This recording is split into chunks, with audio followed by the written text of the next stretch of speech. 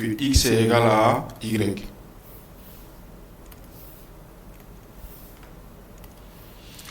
Donc, si nous on vient dans l'autre cas, on considère x, y, deux nombres réels.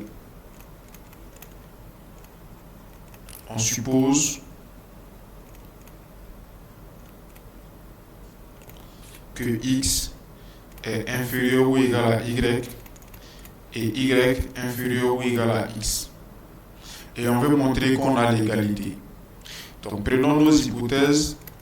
X inférieur ou égal à y. Par définition, on sait que ça veut dire x est inférieur à y ou bien x est égal à y.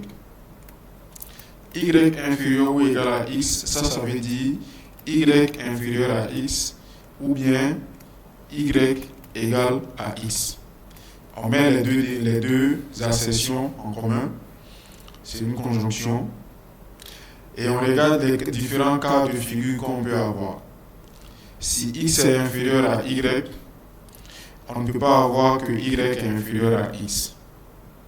Ça donnerait une contradiction, puisque x est inférieur à y. Si y est aussi inférieur à x, donc on peut ajouter quelque chose comme ça. Ça va nous amener à dire que x est inférieur à x. Et ça, c'est absurde. Ça veut dire qu'il y a un nombre réel qui est différent de lui-même.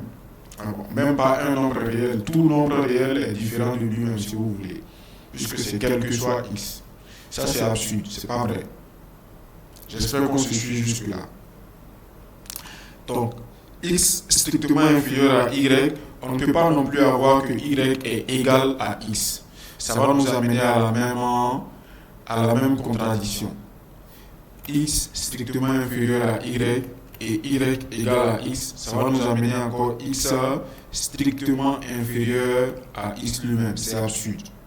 Bon, bref, vous regardez toutes les combinaisons possibles et la seule situation, tant que les deux là satisfont l'hypothèse qui est là, la seule situation, c'est que nécessairement x sera égal à y, qui sera encore égal à... Qu'est-ce que je dis? Nécessairement x sera égal à y.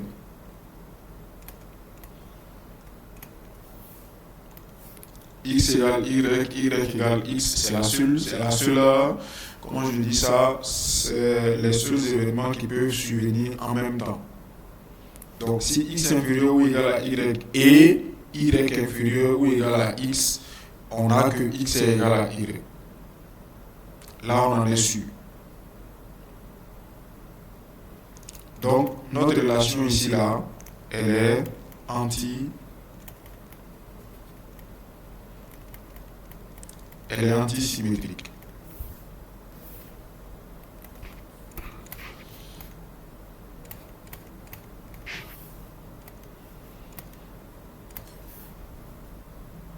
La symétrie, j'ai défini la symétrie ici. La symétrie, on dit quel que soit x, y élément de E, x en relation R avec y et implique y en relation R avec x. Si on revient à notre relation qu'on a considérée, la relation inférieure ou égale, à votre avis, est-ce que cette relation-là, inférieure ou égale là, elle est symétrique?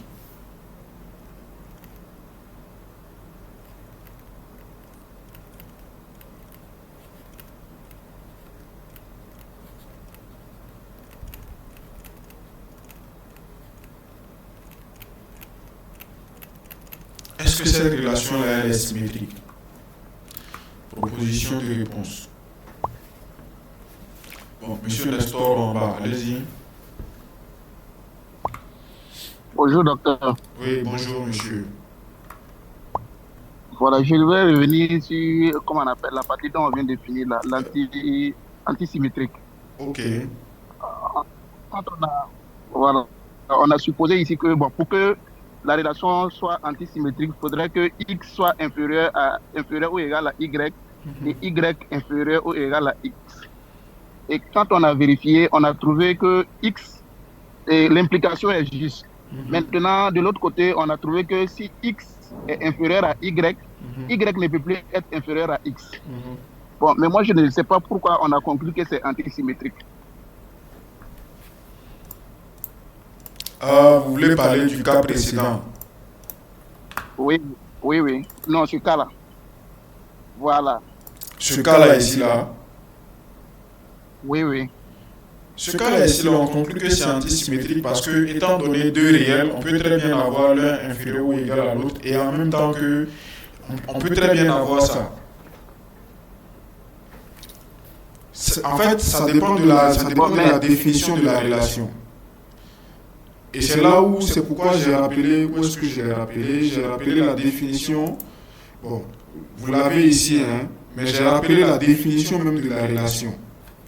Dit que X est inférieur ou égal à Y là, par définition, ça veut dire on a deux situations. Ou bien on a X strictement inférieur à Y, ou bien X est égal à Y. Donc, comme il est possible que X soit égal à Y, je peux très bien écrire X inférieur ou égal à Y. Et je peux très bien écrire aussi Y inférieur ou égal à X.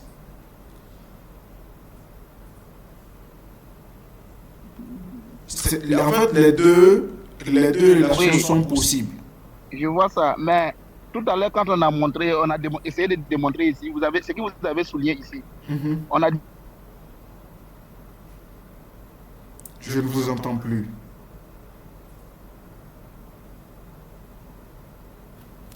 Ici, j'ai dit ce qu'on a supposé, on a supposé que X est inférieur ou égal à Y et Y inférieur ou égal à X. On vient de dire c'est possible. C'est possible qu'on ait les deux inégalités à la fois. C'est possible qu'on ait les deux inégalités à la fois. Maintenant, on va supposer que, bon, on a les deux inégalités et on essaie de montrer que si on a les deux inégalités, alors on a l'égalité. Et c'est ce qu'on a fait. Si on a les deux inégalités, ça veut dire qu'on a ça et en même temps on a ça. Et on a dit tout ça, ça ne peut pas être, toutes les quatre relations ne peuvent pas être vraies au même moment. Je n'ai pas fini la vérification, mais j'imaginais que c'était clair pour tout le monde. On l'a fait ici. Bon, pas que j'imaginais, mais j'espérais que c'était clair pour tout le monde à la faveur de ce qu'on a déjà dit ici. À savoir que toutes les quatre relations, on suppose que les deux ont lieu à la fois. Si X est inférieur à Y, on ne peut plus avoir Y strictement inférieur à X. On a dit ici, ça va nous conduire à une contradiction. On a dit aussi, si ça c'est vrai, on ne peut pas non plus avoir ça. Parce que si on a ça et ça au même moment, ça va nous conduire ici à une contradiction.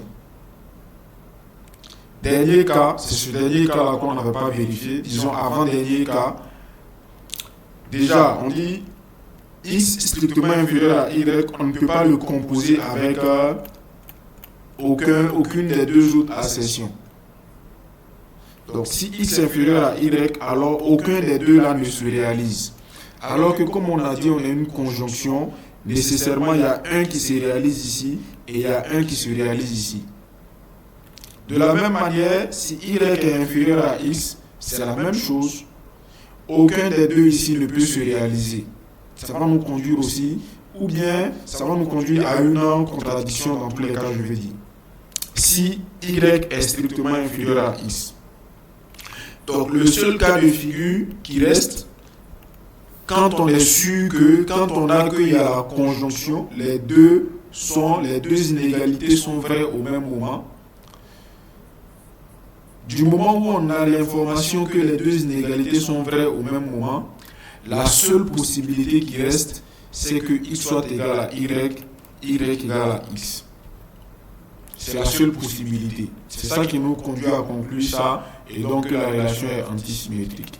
Bon, essayons d'avancer, parce que sinon on risque de passer toutes les 2 heures à ce sujet-là, alors que j'avais... Désolé. J'avais espéré d'ailleurs qu'on arrête au bout d'1h30. Donc revenons là, on était en train de poser la question de savoir si la relation ici inférieure ou égale là, elle est symétrique. J'espérais que c'était à cette question que l'autre voulait répondre. Quelqu'un a déjà répondu donc dans la discussion. Alors que oui, comme vient de le dire Madame Pougnongo, Nadège, la relation elle est effectivement symétrique. Puisqu'on a dit quoi, symétrie là, quel que soit X, Y élément de E, Si x est en relation R avec